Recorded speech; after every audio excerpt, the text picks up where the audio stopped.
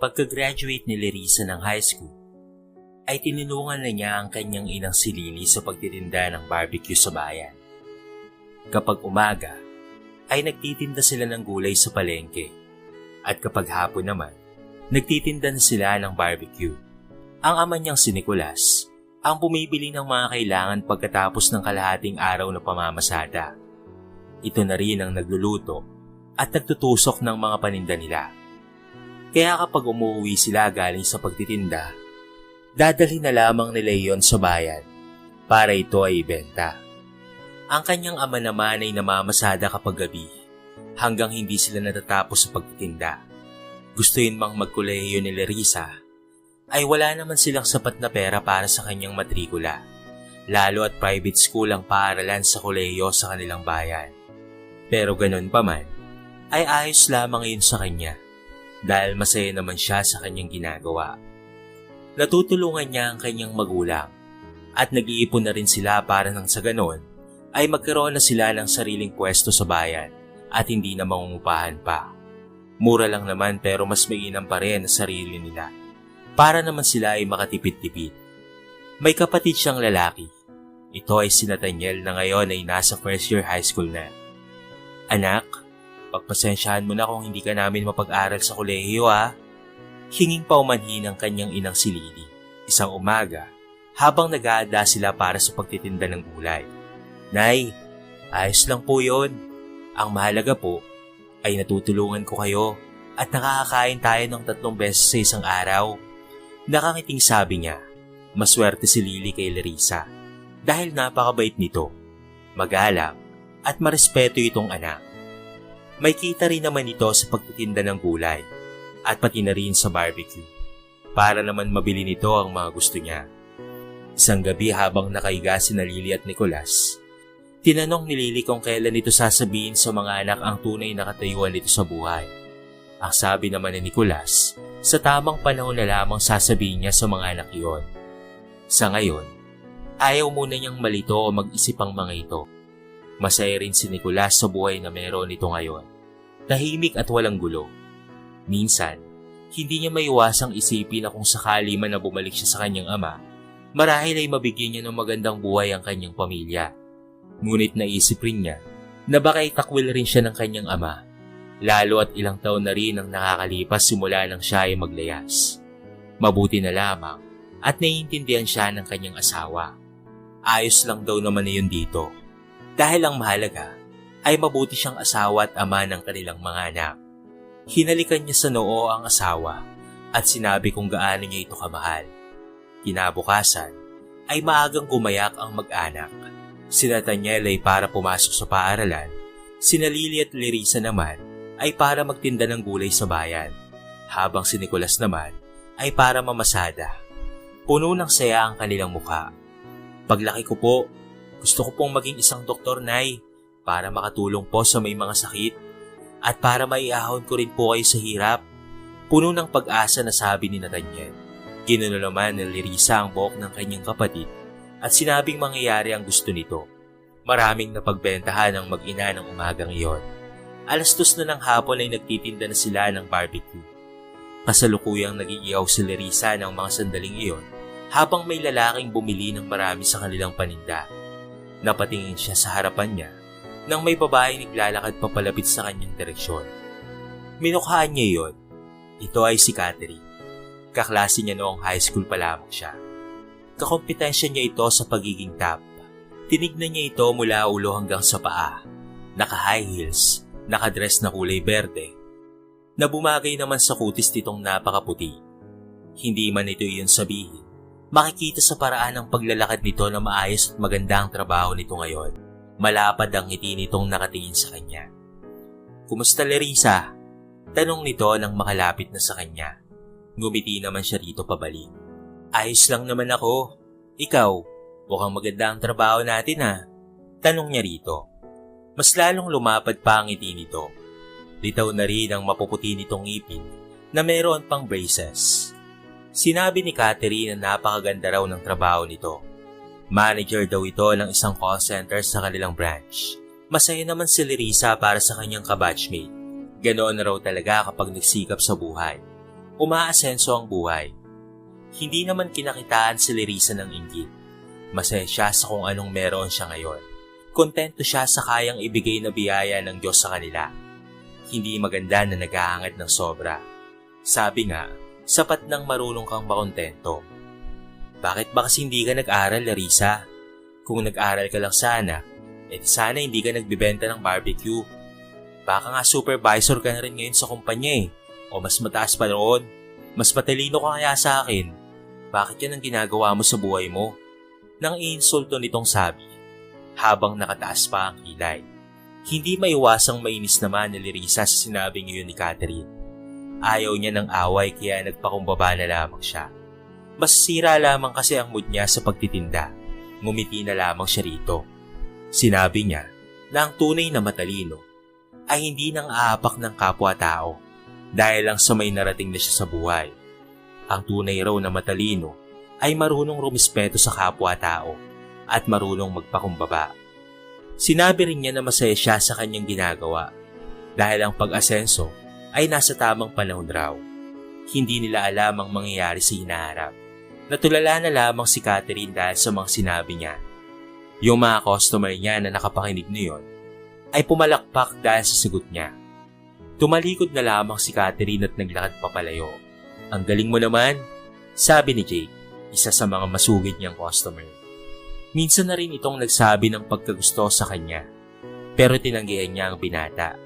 Wala siyang panahon para tumanggap ng manliligaw, sapagkat nakapokus siya sa pagpapalago ng kanilang negosyo. Naiintindihan naman daw yun ni Jake.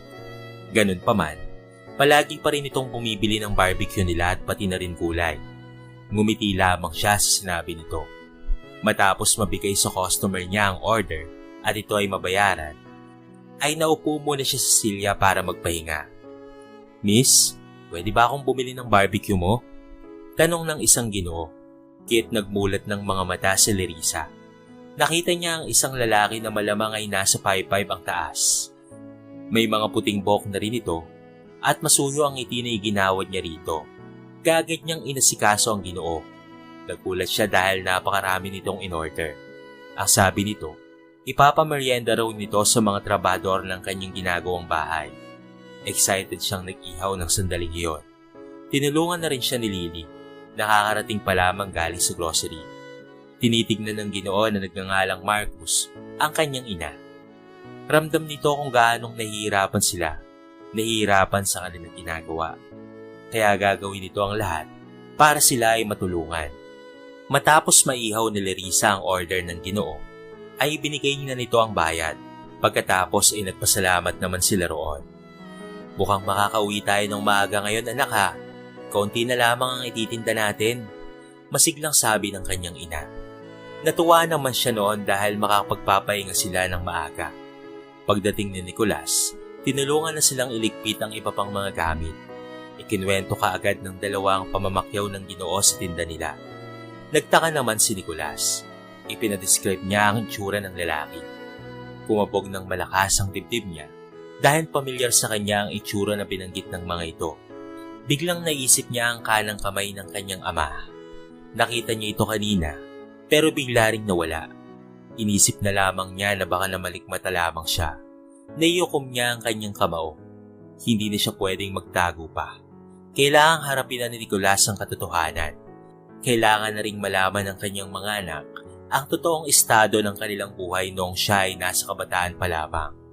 Kung ito ang dapat gawin para sa pamilya niya, ay gagawin niya iyon. Mabigyan niya lamang ng magandang buhay ang mga ito. Harapin niya kung sino talaga siya. Sa kabilang banda naman, ay pumasok si Marcus sa opisina ni Carlo. Nadatnan niya ang kaibigan na nasa harapan ng mga dokumento. Tinawag niya ang pangalan ng lalaki. Napatingin naman ito sa kanya. Tinanong nito kung ano ang sadya niya rito. Nakita ko na siya, Carlo. Seryosong sabi ni Marcus. Natigilan si Carlo at may luhang dumaraos sa kanyang pisngi. Sa wakas ay makikita niya na ang kanyang anak.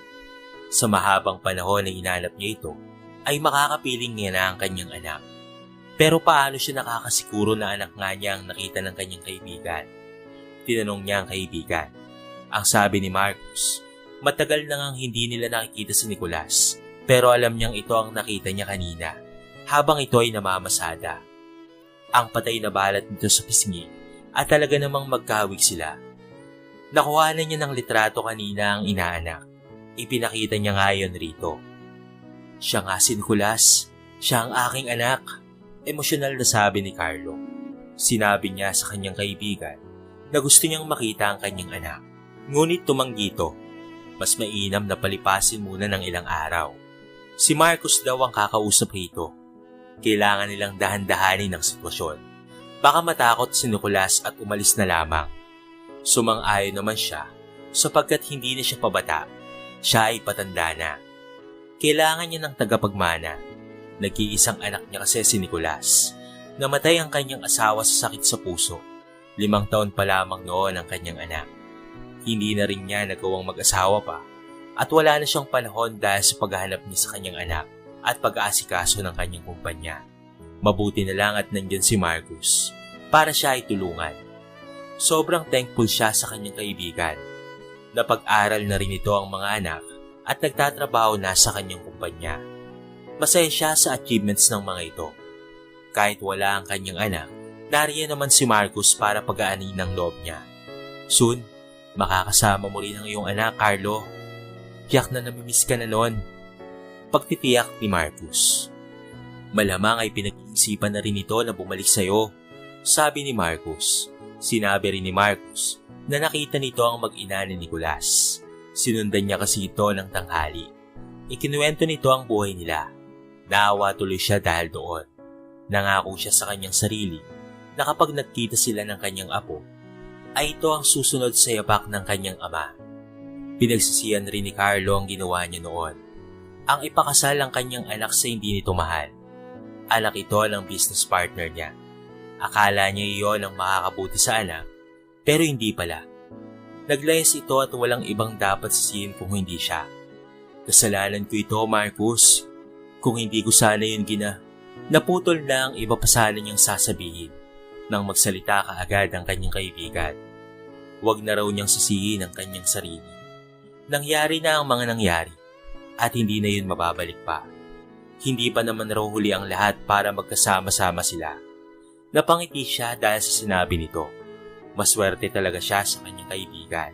Muli, sa kabilang banda naman, sa pinagtatrabahuan ni Catherine, kasalukuyan siyang naglalagay ng kolorete sa muka. Nasa sariling cubicle ito at nagpapaganda. Kakatapos lamang niyang mag-lunch at maya-maya ay magtatrabaho na siya ulit. Marami pa siyang gagawin bilang trainee as manager. Napataas ang kilay niya nang marinig ang pinag-uusapan ng nasa kanilang cubicle.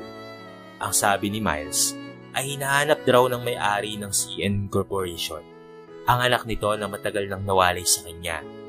Narinig lang ito ng isang empleyado ng kumpanya at ibinalita sa isang manager nila na kaibigan nito. May pakpak talaga ang balita. Kailangan na daw ang kapalit bilang CEO ng kumpanya. Ang CEO ng CNN Corporation ang nagmamay-ari ng Westland kung saan nagtatrabaho si Catherine. May mga iba pang branch ng BPO company na nagkalat sa Pilipinas. Sobrang yaman talaga nito pero byudo. Naisip tuloy niya na para bang gusto niyang landiin ang CEO. Once a year ay may meeting ang mga managers sa CNN Corporation. Mamimit na niya ang CEO. Ang sabi nila, kahit may edad na ito, ay talaga namang napakagwapo pa rin ito at matikas. Nakaisip tuloy si Catherine ng magandang ideya. 1 month lamang ang training niya at 2 months from now ay may meeting na sila. Inilagay niya sa bag ang makeup kit at lumabas ng office na may ngisi sa mga labi. Papunta na siya sa manager's office. Gabi iyon at kasalukuyan ng naghahapunan ng pamilya ni Nicolas. Pinagsaluhan nila ang tirang barbecue na tinernuhan ng iniyaw na isda. Hindi maiwasang mapangiti ng ama ng tahanan dahil maagang kumakain ang kanyang mag-anak. Napatingin naman sa kanya si Lily at nginitian siya nito. Hinawakan niya ang kamay ng kanyang asawa na nakapatong sa hita nito. Nginitian niya ang asawa na nakasama niya sa hirap at ginhawa. Ito na nga ang tamang panahon para iparanas niya sa kanyang pamilya ang kaginhawaan ng buhay na deserve naman ng mga ito. Tumango siya at alam na iyon ni Lily. Tinignan niya ang mga anak, nakakatapos lamang kumain. Mga anak, may mahalaga akong sasabihin sa inyo. Anunsyo niya. Napatingin naman sa kanya ang dalawa. Tinanong ni Larissa kung ano ang bagay na iyon. Huminga si Nicolas ng malalim at nagsimula ng ikwento ang kanyang nakaraan. Pagkatapos ng graduation niya noon sa kolehiyo, sinabi ng kanyang ama na may babae na nais itong ipakilala sa kanya. Hanggang sa nagdesisyon ito isang araw na ipakasal si Nicolas rito. Tumanggi siya pero mapilit ang kanyang ama, kaya wala siyang ibang choice kung hindi ang maglehas na lamang. Doon niya nakilala si Lily sa isang grocery store dito sa probinsya. Nagtatrabaho siya at nakapag-ipon ng pampakasal nila. Hindi siya pwedeng magtrabaho sa mga kumpanya dahil baka makilala lamang siya. Kaya naman minabuti niyang maging isang tricycle driver. Payag naman si Lily dahil alam na nito ang nakaraan niya.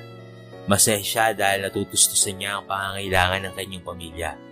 Pero ganun pa man, ay iniisip-isip niya pa rin na kailangan na niyang bumalik sa kanyang ama para mabigyan ng magandang buhay ang kanyang pamilya. Ayaw niyang maghirap ang kanyang mga anak habang panahon. Yung lalaki na naging customer ng anak niya ay ang kanyang ninong na si Marcus. Baka hinahanap na siya ng kanyang ama dahil kailangan ito ng tagapagmana ng kumpanya. Hindi namamalik mata si Nicolas nang makita niya ang kanyang ninong sa bayan. Anong balak mo ngayon? Tanong ni Lily. Masaya si Lily sa desisyon ng kanyang asawa. Masaya siya dahil magkakasama na ang mag-ama.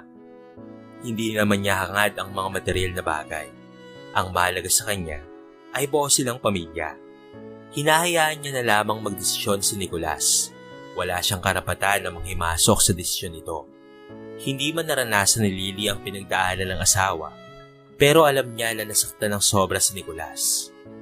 Pupunta ako bukas ng Maynila. Kailangan naming magharap ni Dad. Hintayin niyo ako rito ha. Buong din niyang sabi. Tumango na lamang ang tatlo at masayang-masaya naman si Nathaniel dahil makikilala na nito ang kanyang lolo. Nagulat naman si Larissa dahil hindi niya akalain na mayaman pala ang kanyang ama. Parang bomba yon na sumabog sa kanyang pandinig.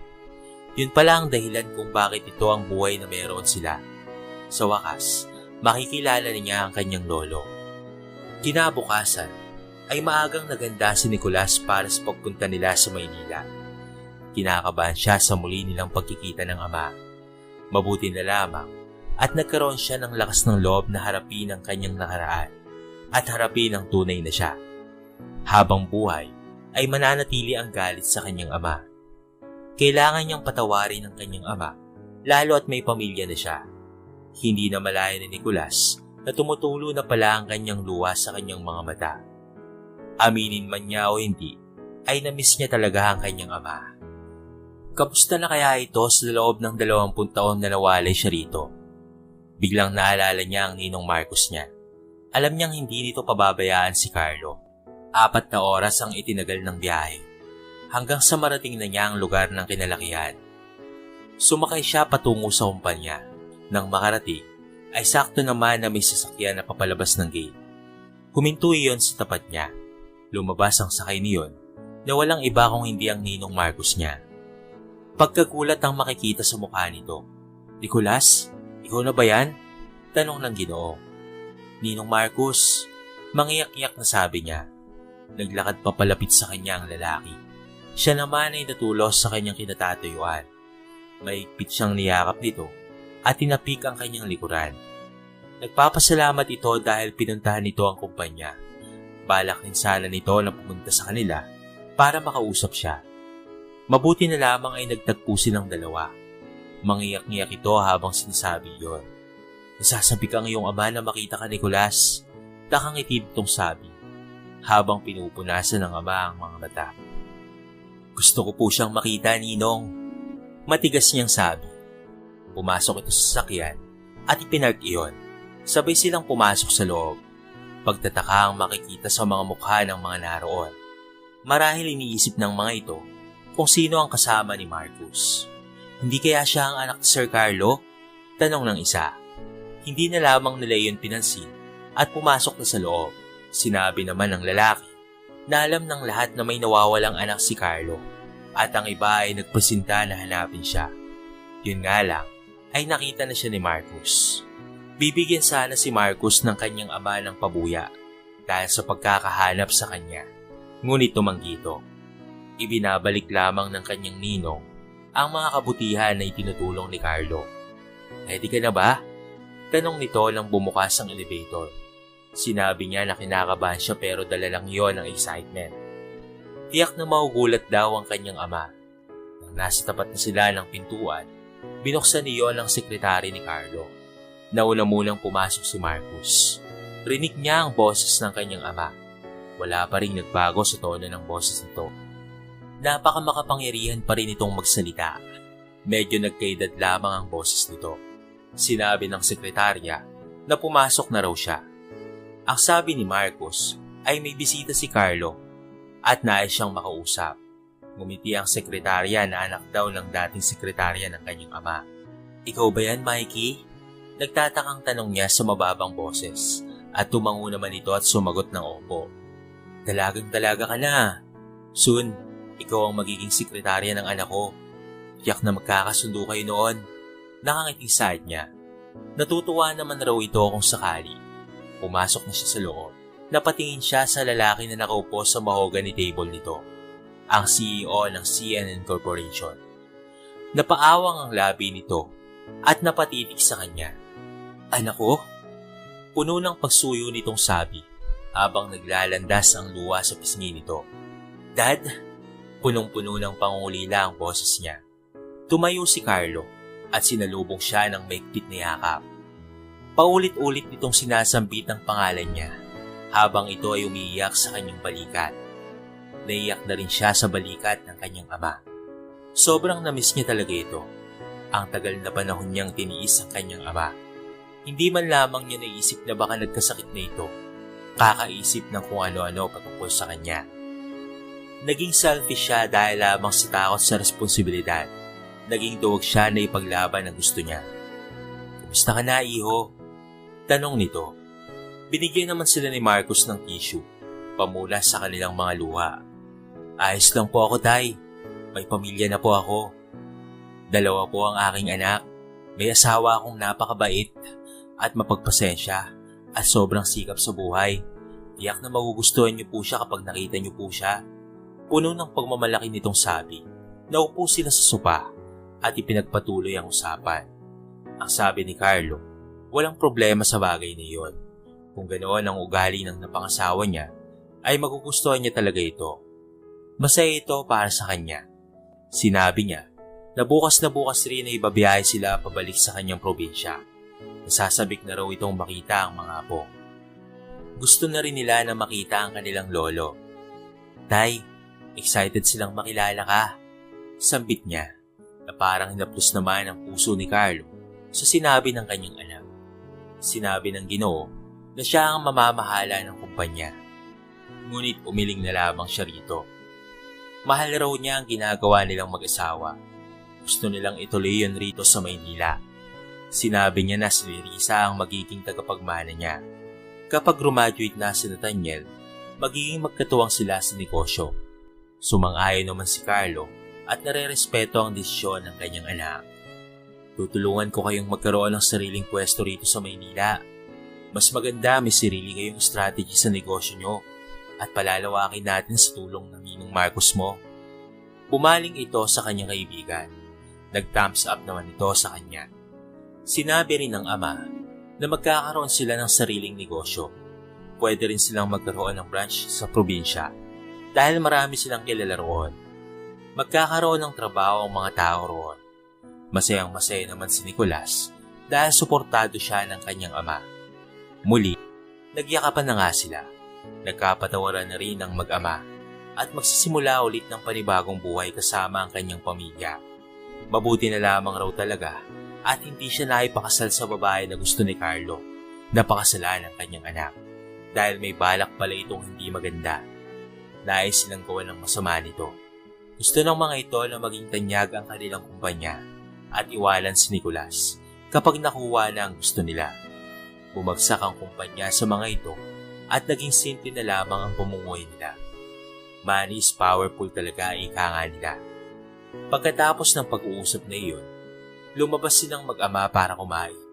Kapag nasundo daw ang kanyang pamilya, magkakaroon ng party sa kumpanya at magpapakain sila. Nawagan ni Nicolas ang kanyang mag-ina ng gabing iyon. Sinabi niya na uuwi siya the day after tomorrow. Tinanong ng kanyang mga anak kung kasama niya ang kanilang lolo. Sinabi naman niya na hindi, para ito ay sorpresa. Hindi alam ng mga ito na makikita nila ang kanilang lolo. Kasalukuyan nang nag-iiyaw si Larissa ng mga sandaling iyon nang mapansin si Catherine na naglalakad papalapit sa kanya. Naka-long back dress ito na tinernohan pa ng maong short. Kita tuloy ang mapuputi nitong hita at meron itong malapad ng ngiti. Alam mo ba na manager na ako? Grabe Larissa, ang taas ng sahod ko. Sa isang buwan ay naipapasyal ko ang mga magulang ko sa isang sikat na restaurant. Nabibili ko ang gusto ko. At syempre, masarap ang inuman namin. Nakangisi nitong sabi. Nagtimpi si Larissa. Gusto niyang sabihin na ang lolo niya ay pagmamay-ari ng malaking kumpanya at soon ay makakasama na rin nila. Sinabi pa ni Catherine na mararelocate siya sa Maynila dahil may branch doon ang call center nila. Tataas ulit ang sahod nito at kukunin niya raw ang magulang nito roon. Masaya ako para sa iyo, Kat. Nakangiti niyang sabi. She's still humble. Tinignan nito ang inihaw niyang barbecue at ibinalik ang tingin sa kanya. Ikaw, kailan ka mag-a-apply ng trabaho? For sure may trabaho na para sa'yo. Kahit high school graduate ka lang. Kasi naman ganyan, nagtsatsaga ka sa paiyaw-iyaw. Nang iinsulto nitong sabi. Magsasalita na sana ulit si Larissa at sasabihin na wala sa pinag-aralan ng pag-asenso sa buhay. Kung hindi sa sipag at tiyaga, nang bigla na lamang magsalita ang kanyang ina.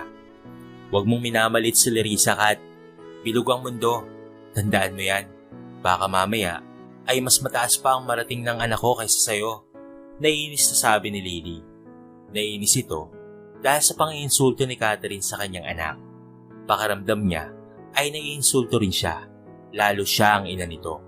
Natawa naman ang mahina si Catherine. Kita naman, paano mangyayari yun? Nag-iihaw lang naman kayo. Paano ang pag-asenso dyan? Nakataas ang kilay na sabi nito. Magsasalita na sana si Lily nang pinigilan nito ni Larissa. Nay, ayos lang ko ako. Huwag niyo na po siyang patulan. Puno ng pasensya na sabi ni Larissa. Naupo si Lily at inabutan niya naman ito ng tubig. Wala si Nathaniel at nasa paaralan nito. Mabuti na lamang at kumalma na ang kanyang ina. Nangako naman si Larissa na gagawin niya ang lahat para sa kanyang pamilya. Papatunayan niya kay Kat na kaya nilang umasenso. Nakita niya ang luha sa mga mata ng kanyang ina. Niyakap niya ito at humingi ito ng pasensya sa kanya dahil hindi siya napag-aral ng kolehiyo. Ayos lang po yun, Nay. Hayaan niyo na lamang po. Pampalubag loob niya. Kinabukasan, habang abala si Lily at Larissa sa pagliligpit ng gulay na hindi na ibenta, ay may humintong tricycle sa kanilang harapan. Laking gulat na lamang ni Larissa nang makita ang kanyang ama na naglalakad papalapit sa kanila. Kaagad niya itong tinawag na, Tay! At ito ay kanyang niyakap. Napatingin rin ang kanyang ina at ito ay nagtaka. Sinabi nito kay Nicolas na hindi man lamang ito nagpasabi na uuwi para sana ay nakapaghanda sila ng pagkain o kaya naman ay umuwi ng maaga para nakapagluto man lamang upang sa gayon ay sila ay magsalo-salo. Tay, kasama niyo po si Lolo?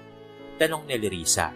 Malungkot na napangiti ang kanyang ama at sinabing hindi nito kasama ang kanyang ama. Uuwi na sila doon sa susunod na linggo. Nalungkot siya dahil excited pa naman siyang makita ang kanyang lolo. Pero hindi pa pala. Ayos lang po yun. Dahil soon ay makikita ko rin naman po siya. Kagad nilang isinakay ang mga gulay. Nagulat na lamang si Larissa at pati na rin si Lily nang huminto sila sa store kung saan sila nag-iihaw. Iniabot sa kanila ang isang plastic. Magbihis kayo, may pupuntahan tayo, sabi ni Nicolas.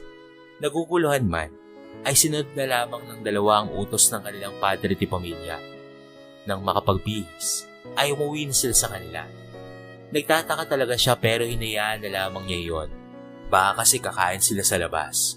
Kumbaga, ititreat sila dahil nagkita na ang kanyang ama at lolo.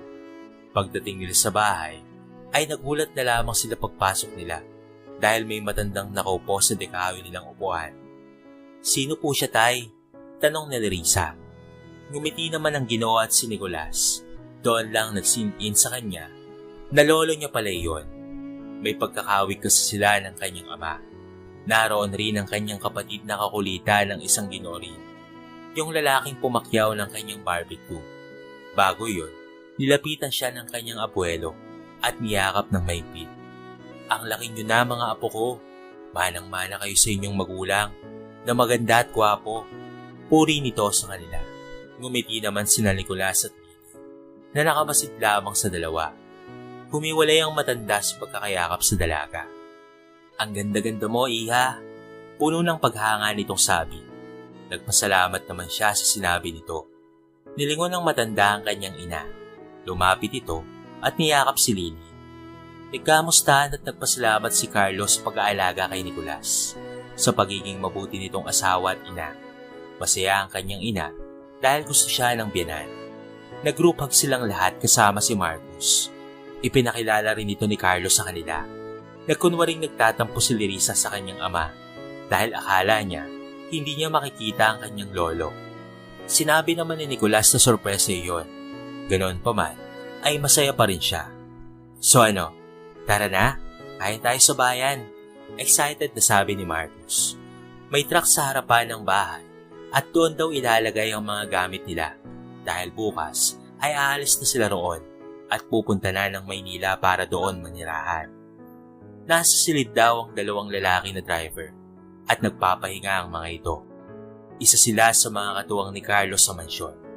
Masayang-masaya ang mag-anak at kumain sila sa isang sikat na restaurant at kinain ng mga hindi pa nakakain. Namasyal sa mall at bumili ng mga damit at iba pang mga kailangan. Dahil laki sa hirap, pumili ng sakto lamang si Nerissa at Nathaniel na ikinangiti naman ang apat. Nag-take out sila para sa pagkain ng dalawang trabador. Nag-check-in sila sa isang hotel at doon natulog. Manghang-mangha si Lily, Nerissa at si Nathaniel sa ganda ng hotel na kanilang tinulugan. Tig-iisa pa silang kwarto na may sariling banyo. Maging ang dalawang trabador ay may sariling silidrin sa tabi nila. "Ang saya ko ngayon, Dad. Nakikita kong masaya ang aking pamilya." Masayang sabi ni Nicolas. Nagpapasalamat rin siya sa ninong niya sa matyagang paghahanap sa kanya. Natulog na sila matapos kumain at makapagkwentuhan. Dahil bukas ay aalis na sila sa lugar at haharapin ang panibagong buhay sa Maynila. Isang masigabong palakpakan ang sumalubong sa pamilya ni Nicolas pagpasok nila sa kumpanya. Naroon ang lahat ng empleyado sa lobby at sa labas ng gusali.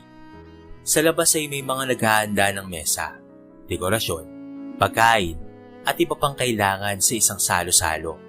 Abala ang lahat. Ang ilan ay naiiwan para sa trabaho at ang iba naman ay nakatoka sa pagbati sa pamilya ng CEO.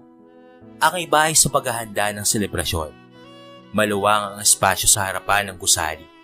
Kasya ang maraming mesa. Mabuti na lamang at may lilim iyon para iyong isang malawak na plaza. Pwera pa sa parking area. Nagaya na si Carlo ng salo-salo sa mga empleyado niya. Sa susunod na araw na ang engrandeng selebrasyon para sa pagbalik ni Nicolas. Gaganapin iyon pagkatapos ng meeting ng mga manager. Lahat ng mga kamag-anak, malalapit na kakilala at kaibigan ang dadalo sa selebrasyon na iyon. Nagsalo-salo na ang mga naroon. Lahat ay masaya dahil sa wakas ay nagkasama na ang mag-ama. Nais kong formal na ipakilala sa inyo ang aking nag-iisang anak na si Nicolas, ang kanyang may bahay na si Lily at ang kanyang dalawang anak na si Nerissa at Nathaniel. Pagpapakilala nito sa apat, masigabong palakpakan naman ang narinig sa buong compound. Kitagal kaming nahiwalay sa isa't isa at sa tamang panahon ay nagkasama ulit kami. Maraming salamat anak dahil tinanggap mo ulit ako. Puno ng pagsuyo na sabi ni Carlo. Tinanggap naman niyon ni Nicolas. Buffet ang pagsiserve ng pagkain, kaya kanya-kanya na sila ng kuha. Ngunit ang anim ay pinag-serve ng mga nakatalaga sa buffet table. Masayang pinagmasdan ni Nerissa ang mga naroon. Bukas ng gabi i-announce ang soon-to-be CEO ng kumpanya. Nasa sala sina Larissa, Nicolas, Carlo, at pati na rin Marcus. Kasalukuyan naman na nakikipag-coordinate si Marcus sa mga nasa mataas na posisyon ng mga call center buildings para makipag-coordinate sa mga manager. Handa ka na ba para bukas, Apo? Tanong ni Carlo kay Larissa. Tumango naman si Larissa sapagkat siya ay handa na. After siyang ipakilala ng kanyang lolo, ay mag-aaral siya ng business management sa isang kilalang universidad sa Maynila. Habang nag-aaral, ititrain na siya ng kanyang lolo kahit papaano para hindi na siya mahirapan pagka-graduate niya. Napag-usapan rin nila Carlo at Nicolas na sa susunod na linggo ay itutuloy nila ang kanilang negosyo na barbecue. Malapit sa kumpanya ang pagtatayuan nila ng kanilang negosyo. Maluwag pa ang lupa roon ni Carlo. Magpapatayo sila ng mini house para sa negosyo nila. Pagsisimula pa lamang sila sa maliit na pawid habang hindi pa tapos ang kanilang bahay. Labis-labis naman ang pasasalamat ni Nicolas dahil sa kanyang ama sapagkat sinuportahan nito ang gusto nilang mag-asawa. Nagpapahinga na sina Lily at Nathaniel dahil napagod sila sa paglilipat ng mga credentials ni Nathaniel sa bagong paaralan nito. Handa na po ako, Lo, matigas na sabi ni Larissa. Napangiti naman sina Carlo at Nicolas. Masaya sila dahil walang pag-aalinlangan na tinanggap ni Larissa ang posisyong iniatang sa kanya. Sabay-sabay na silang nagpahinga. Makikita rin daw ng dalaga ang bunsong anak ni Marcus na 3 taon ng tanda sa kanya. Hindi niya alam pero excited siyang makita ang binatang iyon. Pinakatitigan ni Larissa ang office attire na nasa wardrobe niya. Alam niyang isa sa manager ay si Catherine dahil nabasa niya iyon sa manager's list.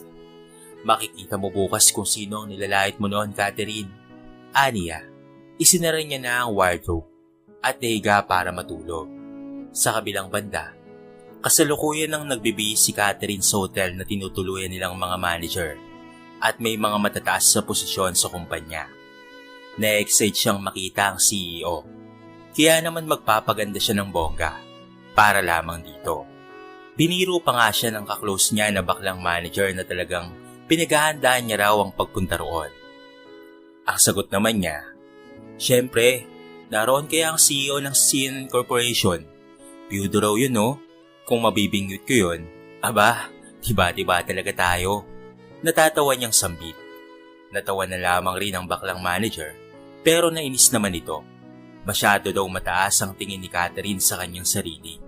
Nang matapos na silang maganda, lumabas na sila ng hotel. May naghihintay na sa kanilang sasakyan. Namangha sila nang makita ang isang bagong-bago na Range Rover na kulay itim. Nasa labas ito ng hotel. Napanganga na lamang sila dahil sa pagkagulat. Ang yaman talaga ni Sir Carlo, no? Hindi napigilang mapabulalas ni Anthony, isa sa mga head manager ng call center sa Laguna branch. Napangiti naman si Catherine. Milyonarya na kasi siya kung sakali man na mabingbit niya ang CEO. Sumakay na sila ng sasakyan at binigtas ang daan patungong CNN Corporation. First letter ng mag-asawang Carlo at Nancy. Lumabas na sila ng sasakyan at pumasok sa loob ng gusali. Tinignan ng mga taong naroon. Tinaid sila ng isang receptionist patungo sa conference room sa top floor ng building. Naroon ang main office ng CEO. Conference room at mga meeting room ng mga may matataas na posisyon sa kumpanya. Pumasok na sila sa loob ng conference room pagkarating nila roon. Namangha sila dahil sa sobrang ganda ng silid. Napakagarbo talaga nito. Hindi biro ang halaga ng mga muebles, vase, paintings, at iba pang mga babasagin roon. Tiyak na 1 taon nilang sasahuri ng halaga ng mga iyon. Magiging milyonaryo na ako neto, nasasabik na sabi ni Catherine. Napairap na lamang ang baklang manager sa kanya. Mula sa nakasarang pintuan, pumasok si Carlo at Marcus na may dalang mamahaling iPad. Nandito na ba ang lahat? Tanong ni Carlo. Sumagot naman ng yes sir ang mga naroon. Tumayo si Catherine at lumapit kay Carlo. Nakipagkamay ito at binati nito ang CEO ng isang magandang umaga at nagagalak itong makilala siya. Hindi lingid sa kaalaman ng Ginoo ang patungkol sa dating kaklase ni Larissa na nilalait ang kanyang apo. Ikaw ba ang bagong manager sa Westland? Tanong niya. Tumango naman ito sa kanya. Napatango-tango naman siya rito. Bumalik na sa upuan si Catherine. Maghintay na lang po muna tayo ng 5 minuto sa pagdating ng aking apo. She will be the CEO of CNN Corporation pagkatapos niyang graduate ng college. Anunsyo niya. Naghintay nga sila ng 5 minuto hanggang sa kumatok na ang sekretarya niya. Sinabi na naroon na ang kanyang apo. Papasukin mo na siya, sambit ni Carlo. Dahan-dahan na bumukas ang pintuan at lahat ng pares ng mga mata na nasa conference room ay nakatuon sa pagbukas ng pintuan. Napasinghap sila nang pumasok ang isang dalaga na nakasuot ng beige coat na may kulay puting blouse na panloob. Nakasuot rin siya ng kulay beige na pants at tinernohan pa iyon ng black 2 inches close shoes na tiyak na branded iyon. Kulot ang buhok niya sa dulo at talaga namang napakaganda niya. Subalit ang labis at pinakanagulat sa lahat ng mga naroon ay walang iba kung hindi si Catherine nang mamukhaan ng babae. Larissa? Nagkakandaw-tal-utal niyang banggit sa pangalan ng dating kaklase. Napatingin ito sa kanya at ito ay ngumiti. Ngunit alam niyang ang ngiting iyon ay nang iinsulto. Gusto ni Catherine na lumubog na lamang sa kinauupuan dahil sa sobrang pagkahiya. Magandang umaga po sa lahat. Ako po si Larissa, anak po ni Nicolas, ang nag-iisang anak ng CEO ng kumpanyang ito. At ako ang magiging tagapagmana ng CNN Corporation. But soon, my younger brother will help me to manage my company. Panimula nitong bagbati at muling tumingin sa kanya. Naglakad pa palapit kay Catherine. Kamusta ka na, Catherine? Congratulations, dahil manager ka na. Ako? Hindi mo ba ako i-congratulate? Dahil ako na ang tagapagmana ng kumpanyang ito. Nakataas ang kilay na sabi ni Larissa. Dahil doon, ay napalunok na lamang si Catherine. Hindi niya akalain na nagmamay-ari ito ng napakalaki at napakagandang kumpanya. Dahil doon ay kinabahan talaga siya. Napatitig si Larissa sa itsura ni Catherine, ngunit wala siyang balak na ipahiya ito. Gusto lang niyang malaman ito na lahat ng bagay at sitwasyon ay pwede talagang magbago. Ngunit kung hihingi ito ng tawad sa kanya, ay talaga namang patatawarin niya ito. Kitang-kita niya sa mukha nito na talaga namang nababalisa ito. Umalis ito sa kinauupuan at yumukod sa kanya. Nagulat siya sa ginawa nito. Maging ang mga naroon ay nagulat rin sa ginawa nito. Maging ang mga naroon ay nagulat rin sa ginawa ni Catherine. Larissa, patawarin mo sana ako. Hindi ko sinasadya ang mga nasabi ko.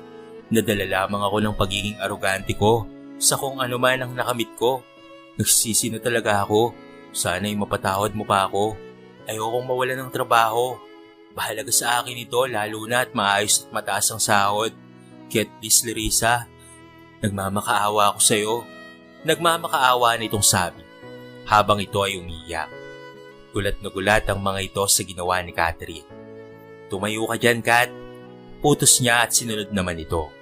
Huminga siya ng malalim at sinabing pinapatawad niya na ito.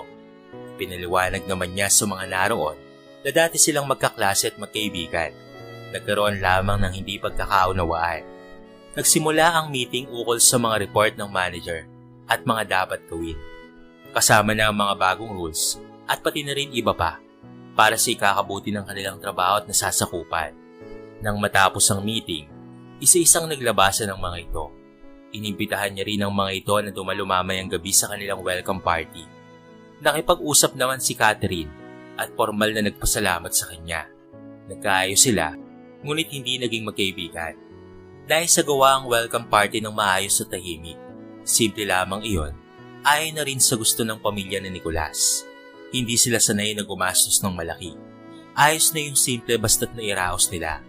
Pinati sila ng mga naroon at natutuwa dahil nabuo na ulit ang pamilya ni Carlo. Can I dance to the most beautiful lady tonight? Anang ng boses sa kanyang harapan, habang pinagmamasdan ng Larissa ang mga bulaklak sa paligid. Isang gwapo at matipunong lalaki iyon. Nagpakilala itong Raver, bunsong anak ni Marcus. Pinaunlakan naman iyon ni Larissa. Nagsayaw sila sa gitnang bulwagan, kasama ang mga iba pang kapareha na nagsasayawan rin. Pagkatapos ay nag-usap rin silang dalawa. Sana'y magkamabutihan sila Larissa at Raver nong. Sabi naman ni Nicolas sa kanyang ninong Marcus. katabi niya ang kanyang may bahay na walang iba kung hindi si Lily. Samantalang si Nathaniel naman ay kasama ang lolong si Carlo at nakikipagkwentuhan sa mga bisitang naroon. Bibo kasi ang binatilyo at magaling makisama. Natapos ang okasyon, sila ay talaga namang napakasaya. Nagsimula na ngang mag-aral si Larissa. Masugid naman ang naligaw si Raver sa kanya. Pinayagan naman si Raver na ligawan ng dalaga dahil hindi na rin sila mga bata. Pagka-graduate ni Larissa, sinagot na niya si Raver. Pinamahalaan ng kanilang kumpanya at makalipas ang 1 taon ay nagpakasal na nga silang dalawa. Nang sandaling iyon ay wala nang mahiling pa si Carlo. Bumalik ang kanyang anak at magkakaroon na rin siya ng apo sa tuhod.